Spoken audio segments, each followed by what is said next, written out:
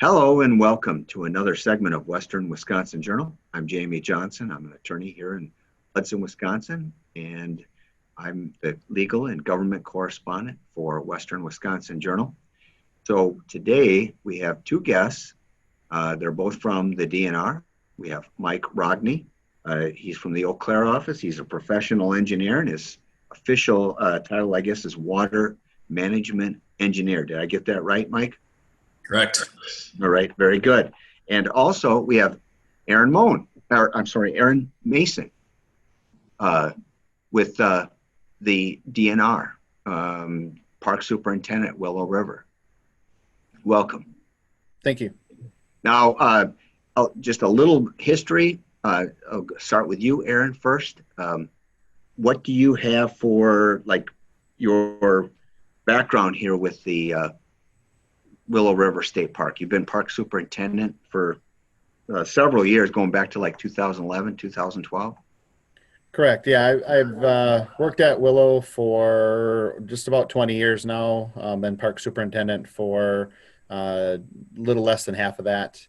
I guess started as a ranger and moved to park manager and then superintendent. So a lot of experience with the park and the dam and the river over the years.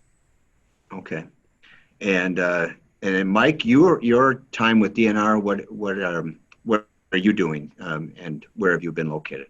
Sure. So I started July of 2013, actually. So at the end of July here, it'll be 7 years for me in this position as a dam safety and floodplain engineer. So I'm based out of the Eau Claire office, and I've covered a whole different all sorts of counties throughout the state. So I've gotten a little taste of the different parts and the unique areas, such as the Driftless area up north, you name it. So I've got quite the history, I guess, and I've done a lot in the last 7 years, and it's gone by quick. So basically, though, your area continues to be like West Central Wisconsin, correct? All right. So with that, I guess what we want to start is a little bit of history, because we're going to be talking specifically about Willow River State Park and the dam there. And so I guess we'll start with Aaron. You have the history at the park. I know that it's been kind of a well-used park. It's one of the most highly used state parks in the state. Is that right? Correct. Yeah, we're probably right around the third busiest or fourth busiest, right behind Devil's Lake and Peninsula. We get about 1 million visitors a year out here at Willow River. It's definitely summertime is hopping, definitely. So I guess in general, what does the Willow River State Park have to offer for attractions and camping facilities, et cetera? Sure. Yeah, we have about 150 family campsites, 4 group sites, a couple of large picnic areas, boat launch. The lake is generally a non-motorized lake, canoeing, kayaking, that kind of thing. We have about 17 miles or so of hiking trails. Well, the park is just a little under 3,000 acres.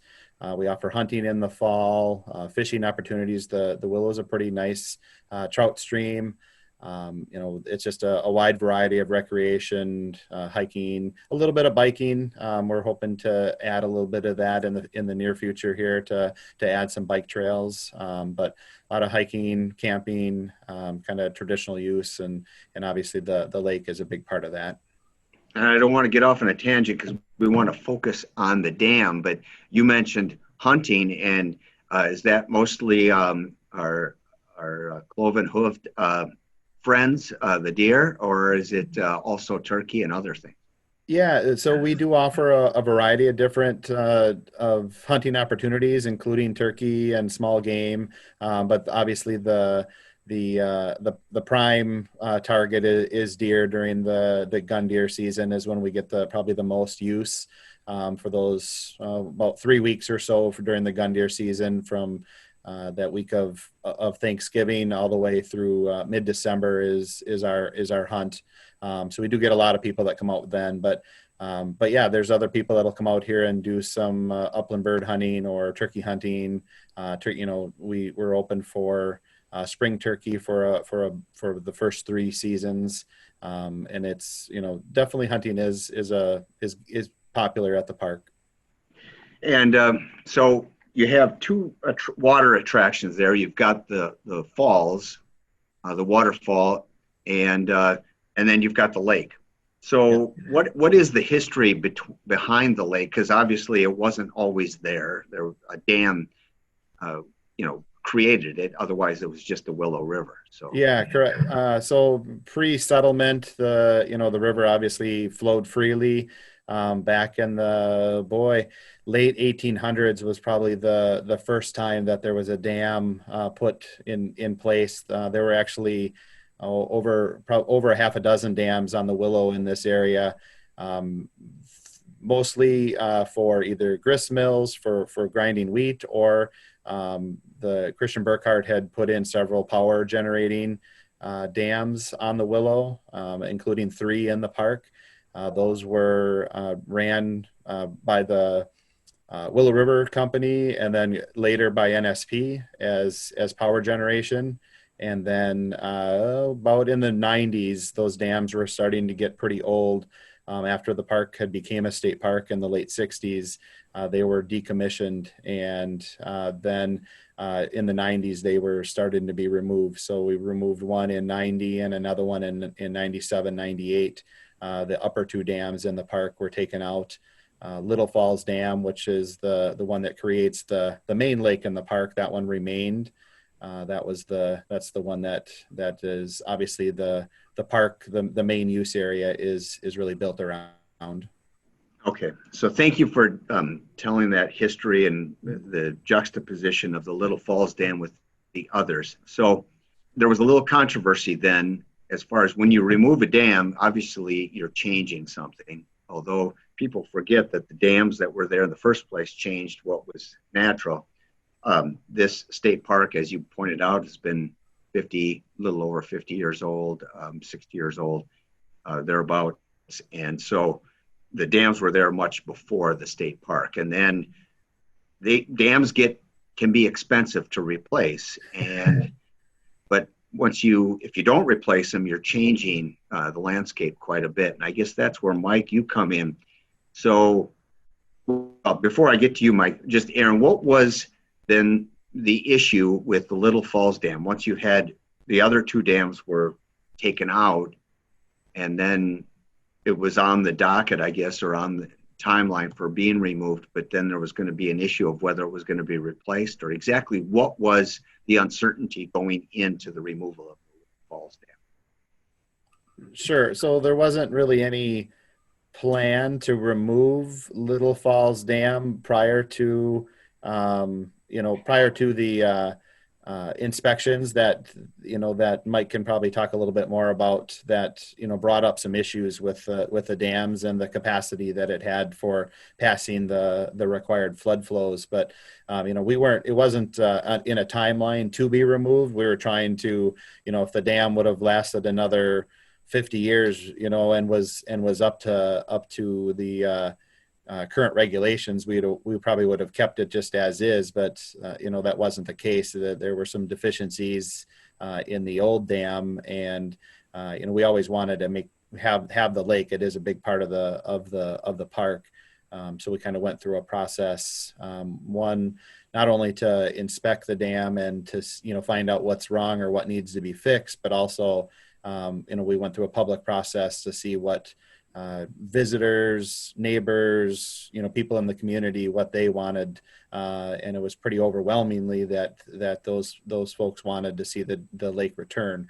It wasn't something where they there was very few proponents for removing the dam completely. So that's kind of the process that we went through to do the replacement once that kind of came into play. Okay, so Mike, is there a schedule on all the dams that are in the state that, and the DNR, I would assume, falls under their jurisdiction because of waterways, navigable waterways, and so forth? So before the inspection, it wasn't, as Aaron pointed out, that it wasn't in any kind of schedule for replacement. But what happened with that inspection that then caused it to need to be removed? Sure. So, I know back in the 90s, I think there was a repair that was done on the kind of the right abutment side where it tied into that sandstone rock over there. So I think that was in the 90s, and correct me if I'm wrong, Aaron. And then, so a high hazard dam, which is what the Little Falls Dam is rated. In our statute, a high hazard dam is inspected every 2 years. And so then I believe the dam was inspected by Ayers Associates. I know I've had other counterparts out there before that as well too. And there was some ongoing deficiencies and things that were noted with the dam throughout the years, whether that was potential seepage issues, some potential issues with the gate. That original dam was built on a timber crib structure. So what that basically is that the foundation was timbers, which, as you know, timbers don't last forever either. So there was some concern about the foundational aspects of it. There was just some general concerns structurally, but the biggest issue, I think, was the general capacity of the Little Falls Dam. So when a hazard rating is issued, it's issued based off of what's called a dam failure analysis. And what that dam failure analysis does is that it runs basically the 100-year flow rate through it. And you can breach it with you can do a hypothetical breach in the model, and then you can kind of get an estimate in an approximate area of, okay, what could be impacted downstream should this dam ever fail. And so that's how the hazard rating is assigned. It's based on what's impacted downstream, not necessarily the current structural state that it's in. So then that dam failure analysis was run. We got some general hydraulic information available, and it showed that previous dam, the Little Falls Dam, didn't have the current spillway capacity to meet that as what is required for a high hazard dam in our it's NR 333, which is a Wisconsin administrative code.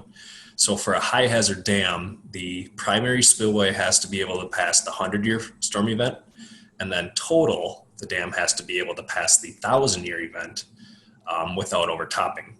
And so there were some issues with that previous structure, again, with the capacity side of it, to make sure that it can safely pass that for a high hazard dam. And then there was also some structural items that were taken into consideration to make the eventual determination that the dam needed to be replaced and everything.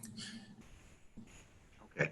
Now, and Aaron kind of corrected me about it as far as that it was never on the docket just to remove it completely, but I just remember newspaper stories and headlines about local folks needing to lobby the governor because the governor was saying there was no money in the budget to, put in another dam there. And there was a group of folks who said it's actually better to go back to the way nature intended it 1,000 years ago, was to have no dam and so forth.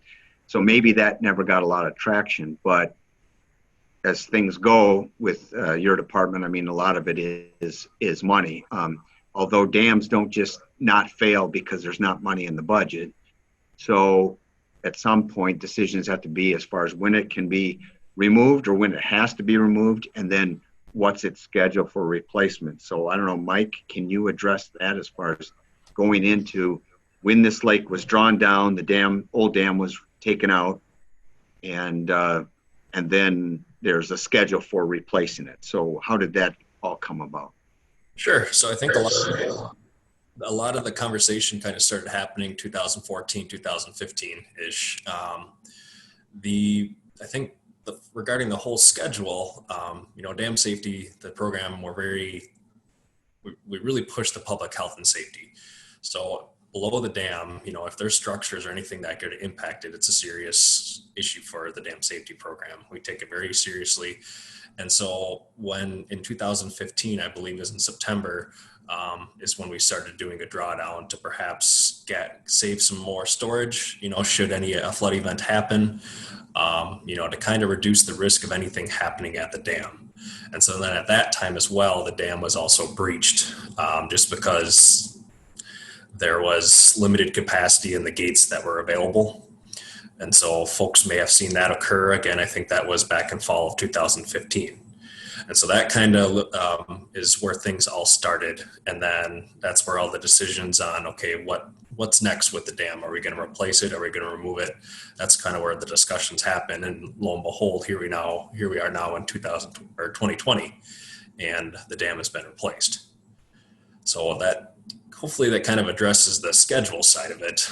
Again, it's a high hazard dam, and again, the dam safety program takes us very seriously in the interest of life, health, and property.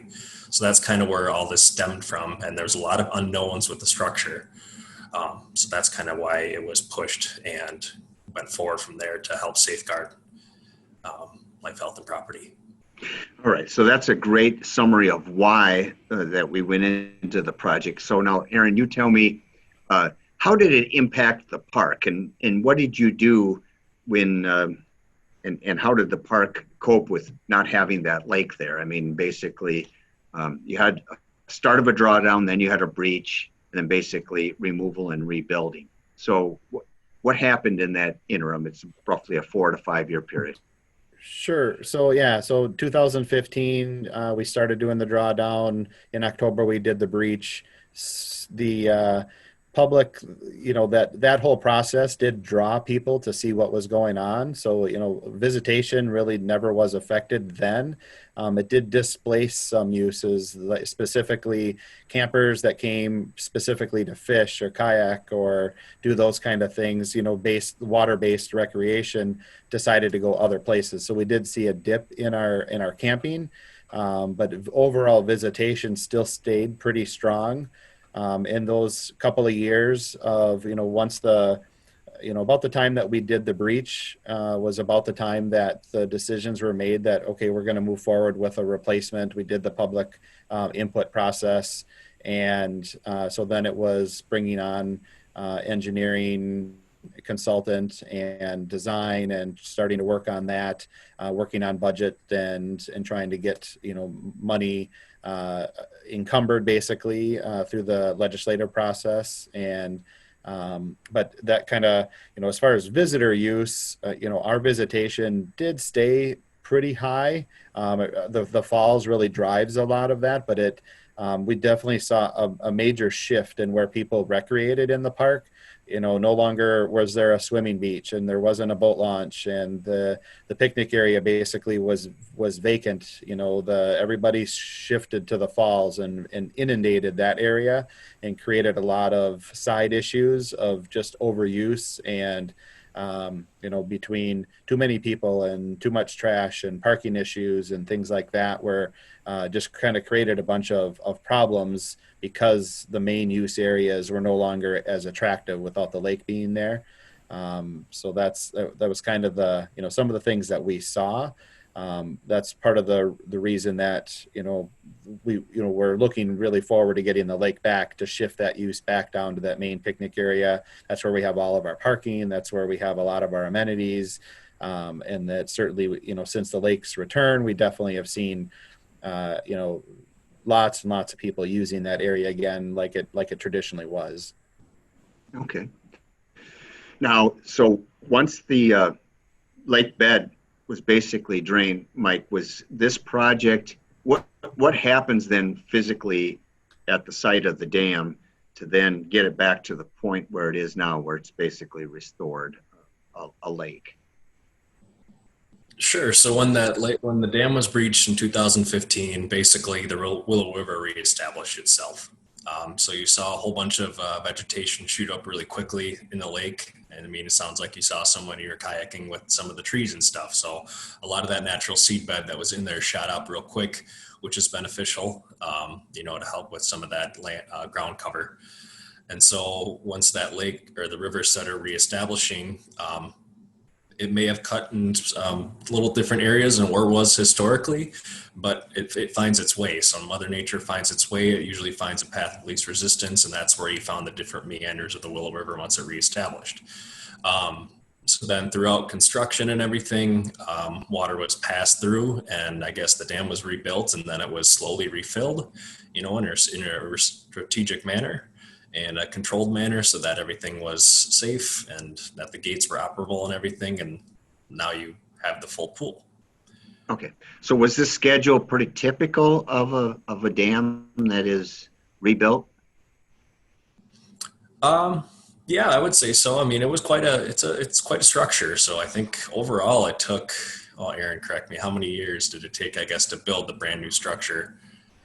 Was it a year? Um, so yeah, between 2016 and 2018 was kind of the design phase, and then summer of 2018 is when construction actually started. They were able to remove much of the old dam, kind of late summer of 2018, and then there was a little bit of delay in some of the plan approvals and things like that as far as the diversion where they while they were building, they shifted the river in over into so that they could work in an area where the river was naturally flowing. So there was some approvals that they needed to work on. But you know, like I said, we started probably late summer of 2018, and they're just really the dam was pretty much done in February or January, February this year. They're just really doing site work right now. They kind of little bit of final paving and some trail work and grass establishment and things like that the contractor is wrapping up, little punch list items, but the dam itself is fully functional. So does that take about a 12-month period then for it to get up to the old level, the lake level? No, I mean, we filled about 6 inches a day was the fill rate. So we were able to utilize some of the spring flood flows, and when we had higher water from spring melt and those spring rains and that runoff, we were able to kind of bump it up. We would raise gates about 6 inches every day and just kind of keep building and did a handful of inspections in and amongst the refill process just to make sure that everything was working right and looking good. So it took just probably about 2 months, I guess. We were filled by the beginning of May. So May of of 2020. So May the of spring. 2020. Yep. All right. Yep. So it's only been filled for less than 2.5 months then, Yes. Yep.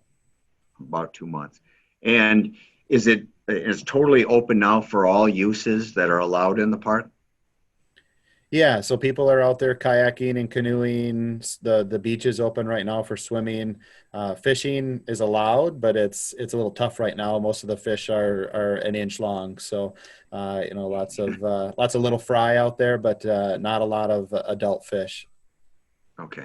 So how long will that take to be able to get keeper fish out of that lake? The fisheries staff will probably do some stocking later this year, and they may bring in some adult fish as well to provide a little bit more recreation, I guess, for anglers. But it'll probably take 2 to 3 years before these fish that are naturally reproducing now and the fish that they stock, it'll probably take those 2 or 3 years probably before they reach edible size. There's certainly a few holdovers there that were in the river that if you got really lucky, you might be able to catch one of those. But yeah, there's not a lot. It was pretty quiet out there for a while. Okay, so it's open now to people to use the kayaks and canoes. Is there any real capacity limit on that lake? No, it's a non-motorized lake. So anybody want to come out with their own kayaks and canoes, they certainly can put in. The boat launch is limited in space, and especially on weekends, it can be filled with other day users as well. But as far as it's about the lake when it's full pool is about 172 acres and provides a really nice place for for visitors to come and paddle around. Now, I was out there on June 12th, kayaking with other couples, and we had a blast out there. It's great to be. But we were dodging the trees that Mike referred to that sprang up. Now, how long are those going to be there? Will those eventually die off, or do they continue to grow with 4, 5, 6 feet of water or whatever it is in the area where those trees are? Yeah, they should die off here. The oxygen they should be depleted and start to die off, and they will slowly break down. They're all most of them are cottonwoods, and they're pretty soft wood, and they should degrade fairly fast. But I'm surprised they're still pretty green right now. So I was expecting to start seeing them the tops to start dying off, but I would guess that they will probably be dead by fall and not green up again in a year or two. I've seen other flowages that have been flooded that contain a lot of brush and trees, and it takes several years for those to completely disappear. But they'll provide perfect spawning habitat and places for those smaller fish to hide for the next couple of years. So Mike, moving forward now, what kind of maintenance is required on the dam, and what is the inspections schedule now that it's been rebuilt so recently? Sure. So still the 2 years still applies. So I'd have to take a look at the schedule again. So it might not be until 2022 or 2023. I can't remember when the next time it is exactly. But that 2-year schedule applies for the high hazard dams. And so we'll continue to inspect it to make sure everything is fine. Normal operation. You'll have to make sure that the gates are properly maintained. There's debris control, as Aaron knows. And then there's also that intake tower too, where we have gates at different levels too. So what that means is that we can maybe try to pull some water further from the colder area down below in deeper water, or you could try to pull some water from higher to kind of mix it. So that's going to be some ongoing operation and maintenance for Aaron as the dam operator and whoever his staff is that's helping out. And then just going out and just doing general inspections as a whole. So we often recommend that it's at least looked at a couple times a year, especially even after a flood event. So let's say if the Willow River does get a flood event, then, we can go out there, at least take a look, inspect it, and make sure everything is fine, even after you're done operating the gates and everything. So that's just the normal routine and maintenance, I guess, that needs to be done with that dam.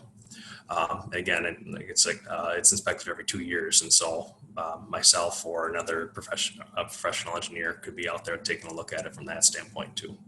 And as far as how well it was constructed this time, when will be the next time that it would need to be replaced?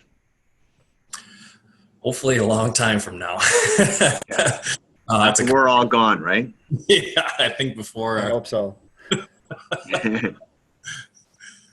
Well, so it's pretty much open to all uses and everything. Aaron, anything else as far as what people need to know to come out there to be safe, like distances from the falls? Because when I kayaked up there, some really strong people could get really close, but that current will push you away. Is there any other rules or regulations with regard to where you can go and can't go and how close you can get to the dam and so forth? Yeah, so there are buoys out in front of the dam that kind of delineate an area to kind of stay out of. So we'd definitely like to have people that are out there with their boats to stay out of that marked area. There is a Portage Route that'll be there. That's different than before. That there's an actual designated place where people can take their boats out if they're looking to go through.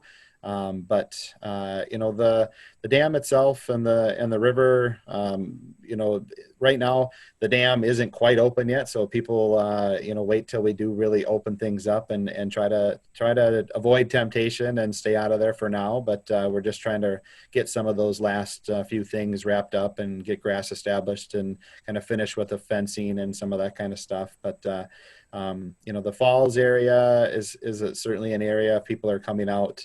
To be careful that, you can paddle up to it, but it definitely does get hard to paddle when you get close to it. The main part of the lake, though, it should be pretty good, pretty much like it was before, other than the brush and the trees. Just remember it is a non-motorized lake, and just be careful. The beach area is no watercraft should be in there, but yeah, it should be pretty good. I would think a lot of people will be out this summer and next for checking things out. It's been 5 years in the making now, so I know a lot of people have been really anxious to get back out on the water out here. Now, that recent rainstorm we had was, I don't know, in different spots people measured more rain than others, but roughly what I heard was somewhere in the 6 to 8 inch range. I don't know what was actually at the lake itself, but that really doesn't matter because it's what's happening upstream. I know. Right, right. So Yeah. was that a good test of the dam and its strength and I think how it I operates? think it was definitely a good test of the dam. The dam functioned pretty much flawlessly. The river went from about 300 cubic feet per second in the day before the rain event to 500 or at the day of the rain event to 4,500 to on the next day. So it jumped pretty much astronomically, and we passed that water. Our biggest challenge with that was the debris that came down with it from the Richmond area. Lots and lots of trees that came down that we had to get past or pulled out of the in front of the dam and get that. But the dam really isn't designed to be a flood control dam, and it's not.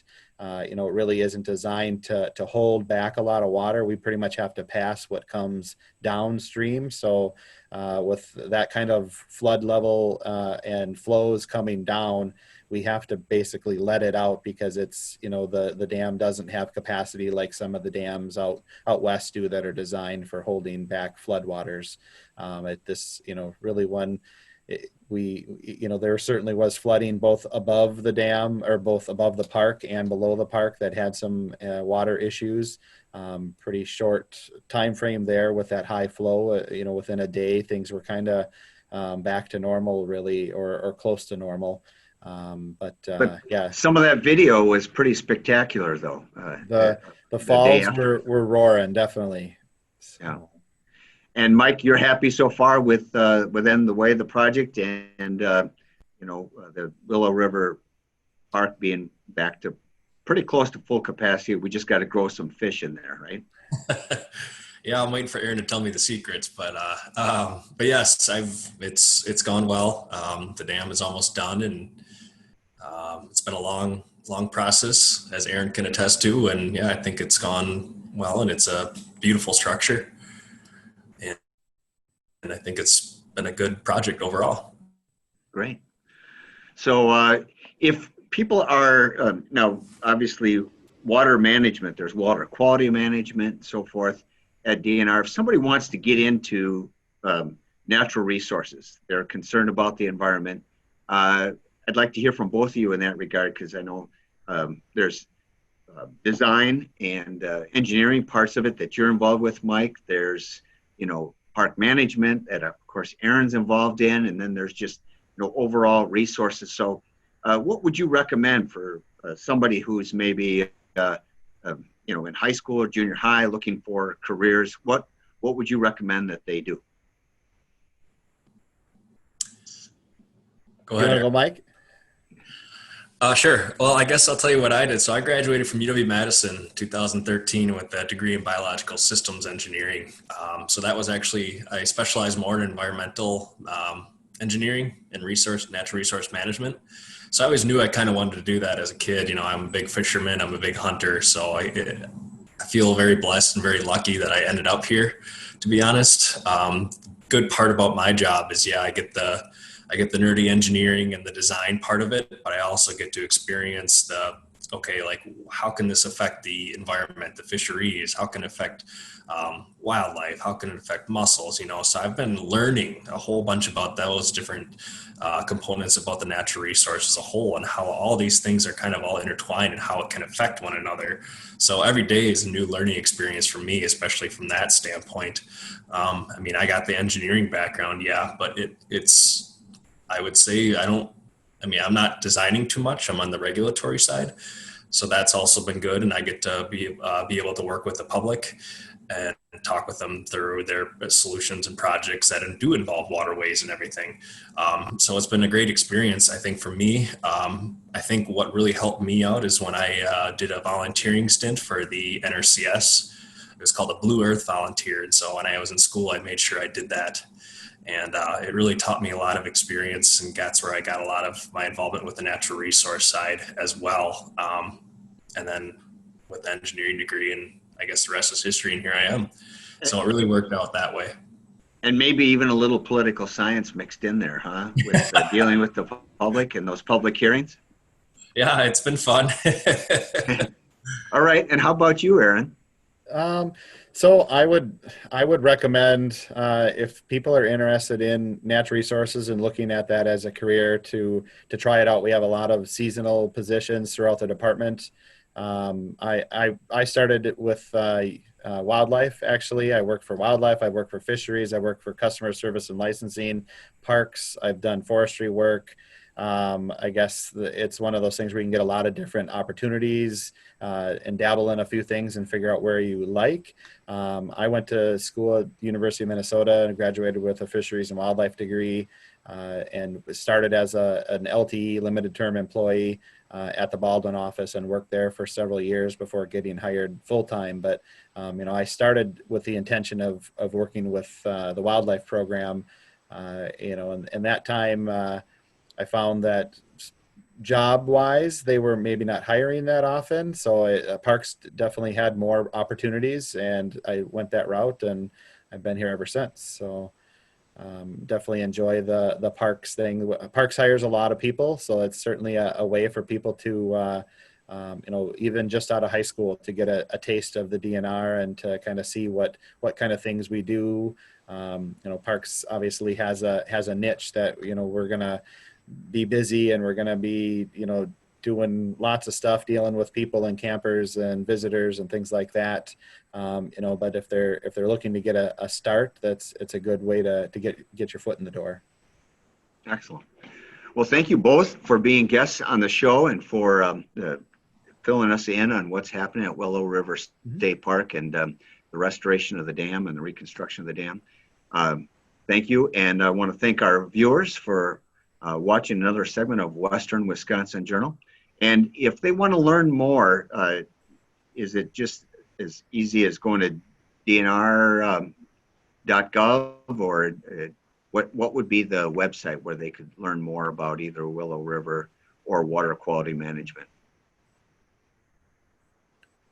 The main Wisconsin DNR website probably has a number of resources in regards to both the park and the Willow River, whether it's in regards to park use or fisheries. I know there's a lot of information on there from the dam project that's on our website as well, a link to that. So there, a lot of the historical information, the inspections, things like that. Also, it has our access to the job opportunities and things like that if people are interested in looking for what's available out there. So. Excellent. And Mike, anything to add to that then? That's probably the best shot. Yeah, no, I think that's good. As Aaron said, if you do want to learn more about the dam, if you go type in Willow River State Park in the website or just Google it, there's a little link where you could click on it, and that'll bring you some materials and everything. So excellent. Your best bet to learn some more information. So, all right. Thank you, Mike. Thank you, Aaron. And good luck with your next projects. And I want to thank you again, folks, for watching another segment of Western Wisconsin Journal.